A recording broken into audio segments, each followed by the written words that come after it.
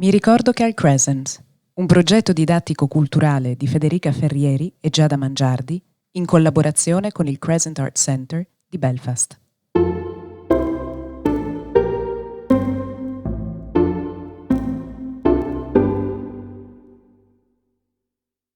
Come tutti sappiamo, il Crescent Art Center ha avuto una storia lunga e vivace. Recentemente ho frequentato delle lezioni lì, oltre ad andare all'opera e persino a un ricevimento di matrimonio. Tuttavia i miei primi ricordi del Crescent risalgono a quando avevo 5 anni e iniziavo la scuola. Il Victoria College è una scuola per ragazze e ha avuto molte sedi. Quando andavo a scuola negli anni 60 e all'inizio degli anni 70, aveva troppi alunni per lo spazio a disposizione.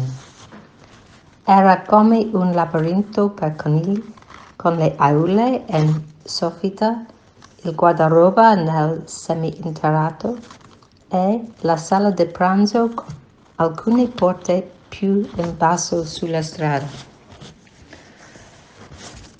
Come tutti i vecchi edifici, succedeva che fosse pieno di correnti di aria. Ricordo di aver provato a sedermi su vecchi termosifoni per riscaldarmi prima che l'insegnante entrasse nella stanza. Ricordo di aver salito le scale per andare a lezione e una capoclasse aspettava ad ogni giro delle scale per garantire una progressione ordinata delle ragazze. Ricordo di aver aspettato fuori dall'ufficio della direttrice, dove si trova ora il caffè, per prendere la mia pagella. Gli insegnanti indossavano la toga accademica e, sebbene le buone maniere e il rispetto fossero essenziali, siamo stati anche incoraggiate a essere libere pensatrici e a puntare in alto, cosa insolita per quei tempi. Con giovani donne si è stato anche chiesto di apprendere le abilità sociali necessarie per alla vita futura.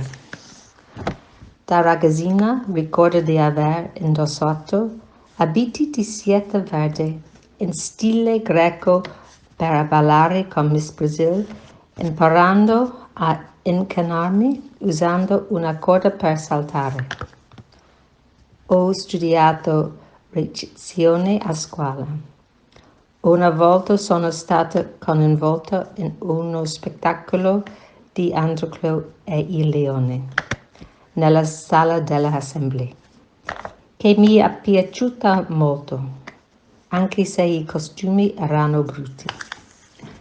La sala è ancora in uso oggi e non è grande, e le produzioni dovevano essere scelte con cura in modo che non fossero coinvolte troppe persone.